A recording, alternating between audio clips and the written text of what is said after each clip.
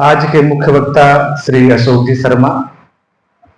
आज हम कह सकते हैं कि जोधपुर के मिलेट्समैन अशोक शर्मा जी काफी समय से यहाँ प्रचार कर रहे हैं घूम घूम करके, और यहाँ पर नेचुरोपैथी में हम लोग अभी मिलेट्स का भोजन भी दे रहे हैं। और आज आहार विचार गोष्ठी में भी मिलेट्स का ही आइटम है। आज मेरा सब्जेक्ट है, देखो हमारा स्वास्थ्य साधना केंद्र काफी लंबे समय से यहाँ पर काम कर रहा है, लगभग 1956 से। तो अभी हम प्रत्येक माह के अंतिम 21 से 30 तारीख को यहाँ पर कैंप लगता है, जिसको बहुत ही कम दामों में रियायती शिविर होता है लोगों को हर महीने के 21 से 30 तारीख को। तो एक कैंप हम और लगा रहे हैं, क्योंकि हमने देखा है यहाँ पर कि सबसे ज्यादा जो रोगी आते हैं ज्वाइंट पेन के आते हैं। लगभग 70% इस समय ज्वाइंट पेन है ही है, और 50 साल की एज के बाद मैंने देखा है लोगों में लगभग 85-90% लोग ज्वाइंट पेन से ग्रसित है। किसी को कमर का दर्द है, घुटने का दर्द है, सर्वाइकल है, फ्रोजन शोल्डर है, टेनिस एल्बो है, बहुत लोग इससे दुखी हैं। तो हमने ये 5 सितंबर से लेकर 11 सितंबर तक का केवल ज्वाइंट पेन का कैंप रखा है। इस कैंप में प्राथमिक चिकित्सा, panchakarma, therapeutic yoga, chiropractic, Cairo जानते होंगे आप, चीरोपैथी कहते हैं, ऑस्टियोपैथी भी कह सकते हैं, इन सब चीजों के द्वारा ज्वाइंट पेन का उपचार किया जाएगा। आप क्या जानते हैं, what is the reason of joint pain? सबसे बड़ा कारण क्या है ज्वाइंट पेन का, और सबसे ज्यादा लोग क्यों दुखी हैं? वेट, तो यूरिक एसिड बढ़ क्यों रहा है? ओवरवेट से यूरिक एसिड नहीं बढ़ता है। कई चीजें देखो, हम आहार विहार पे भी जाते हैं, कई चीजें इसके साथ जुड़ जाती हैं आहार विहार के साथ साथ। ज्वाइंट पेन का मेन कारण मैं आपको बताऊं, हमारा ब्लड जो है ना 80% एल्कलाइन होता है, 20% एसिडिक होता है। तो हमें खाने में क्या लेना चाहिए? 80% जो हमारा भोजन है ना एल्कलाइन होना चाहिए, 20% जो हमारा भोजन है डाइट में एसिडिक होना चाहिए। पर हम क्या करते हैं इस समय, जो हमारा भोजन, जो हमारी डाइट है, 80% तो हम एसिडिक ले रहे हैं और 20% एल्कलाइन ले रहे हैं। बिल्कुल हम उल्टा कर रहे हैं।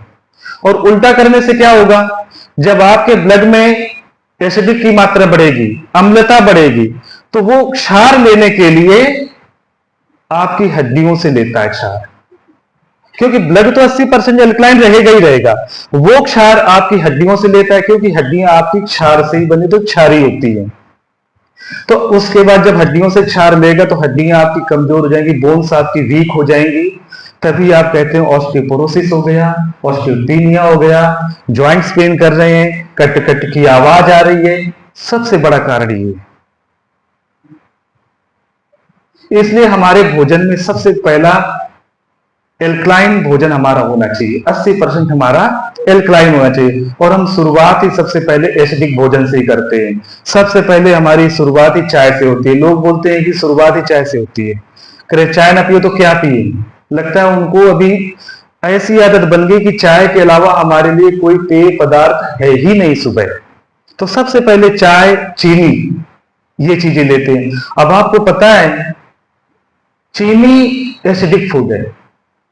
चीनी जो ले रहे हो ना एसिडिक है, इसमें फॉर्मेल्डिहाइड जैसे खतरनाक केमिकल्स पाए जाते हैं। आप कहते हो ब्लड प्रेशर को कम करने के लिए, केवल ठीक करने के लिए, मेंटेन करने के लिए नमक छोड़ना होता है, पर मैं बोलता हूं चीनी को भी छोड़ना होता है। चीनी आप लेते रहेंगे ना, तो उसमें एक फॉर्मेल्डिहाइड नामक केमिकल जो पाया जाता है, वो आपकी वेन्स को टाइट कर देता है, कड़क कर देता है। और जब कड़ा कर देगा तो आपका ब्लड प्रेशर उससे बढ़ेगा। क्योंकि जब कोई आदमी मर जाता है, किसी को 5-7 दिन के लिए या 2 दिन के लिए रोक के रखना हो, 3 दिन के लिए, तो उसी केमिकल में उसको रखा जाता है। तो बॉडी सड़ती नहीं, खराब नहीं होती, वो बिल्कुल अकड़ जाती, टाइट बनी रहती है। तो ये बहुत ही डेंजरस है। आपको कभी इसका एक्सपेरिमेंट करना हो ना, तो एक मुट्ठी चीनी आप 10 दिन तक रात को सोते समय ले लो, 10 दिन तक। 10वें दिन आप अपने दांतों को पकड़ोगे और उखाड़ के ऐसे रख दोगे, बिना किसी पेन के। आपको डेंटिस्ट के पास जाने की जरूरत नहीं पड़ेगी। तो आप समझ सकते हैं जो हड्डियों को इतना कमजोर कर सकता है, खोखला कर सकता है, वो आपके ज्वाइंट्स को, सॉरी दांतों को, वो आपके ज्वाइंट्स को कितना नुकसान पहुंचा सकता है। और उसके साथ साथ अब आप चाय ले रहे हो, चाय कितना नुकसान करती है आपको बताऊं। चाय में टेनिन, कैफीन, निकोटीन, ये जैसे जो पाए जाते हैं ना। टेनिन क्या काम करता है? टेनिन काम करता है जो चमड़ा रंगने और सुखाने के काम आता है। ये आपके शरीर की जो चिकनाई होती है, जो जॉइंट्स में चिकनाई होती है ना, जो फ्लूइड होता है, उसको सुखा देता है। आप 10 किलो दूध लो, 10 किलो दूध लेते हैं तो 10 किलो दूध में कितना मक्खन निकलेगा?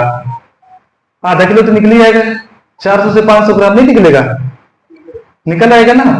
आप उसमें केवल 2 टेबल स्पून चाय पत्ती डाल दो, उसके बाद कितना मक्खन निकलेगा?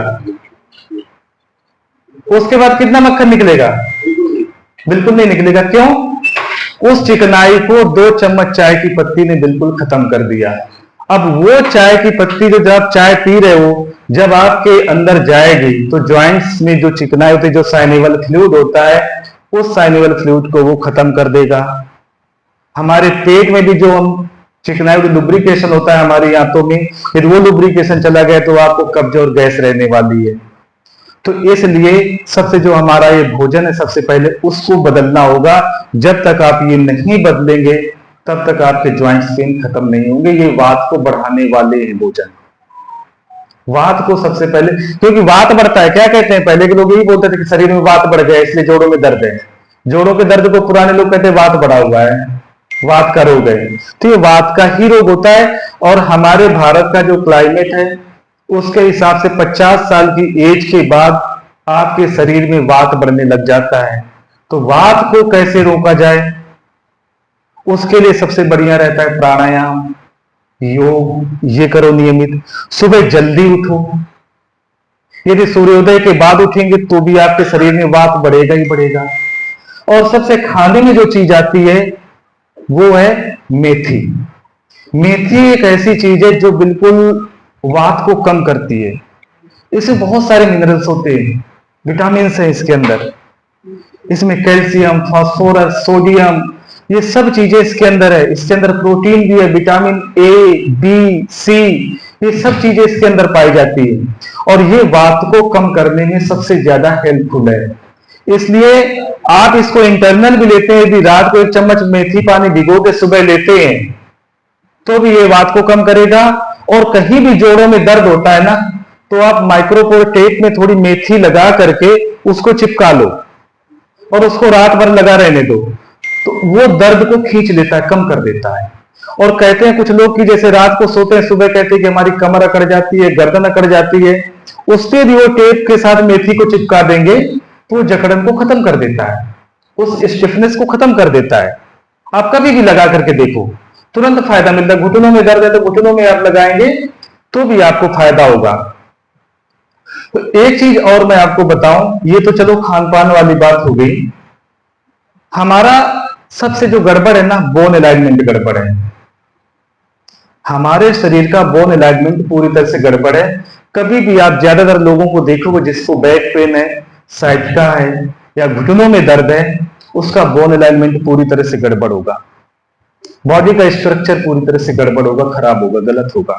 आप खड़े होकर देखेंगे ना, उसकी एक गर्दन लंबी होगी, एक गर्दन छोटी होगी, एक कंधा चढ़ा हुआ होगा, एक कंधा नीचे को होगा। आप नीचे लिटा करके देखोगे, उसका एक पैर लंबा होगा, एक पैर छोटा होगा। कभी भी आप लिटा के देख लेना और खड़े होकर देख लेना। एक मैं गोरखपुर में था तो एक डॉक्टर साहब थे, वो डॉक्टर विठल दास जी मोदी के साथ ही कार्य कर रहे थे। 50 मीटर दूर से भी किसी को चलता हुआ आते हुए देख लेते थे तो वो जान जाते थे कि इसको क्या बीमारी है। चलते हुए दूर से, यदि वो देखा नहीं है, उसकी चाल को देख करके ही बता देते थे कि ये इस तरह का मरीज आ रहा है। और लुई कूने ने भी एक किताब लिखी है, आकृति से रोग की पहचान। तो हम बॉडी स्ट्रक्चर को देख करके भी बहुत सारी बीमारियों को समझ सकते हैं कि उसका उठने बैठने का, सोने का नियम क्या है, उससे ही बीमारियां हमारे शरीर में आती है। तो उसमें जो बॉडी का अलाइनमेंट जब गड़बड़ हो जाता है तो उसको ठीक करने के लिए सबसे अच्छा रहता है थेरेपेटिक योग, और दूसरी चीज है कायरोथेरेपी।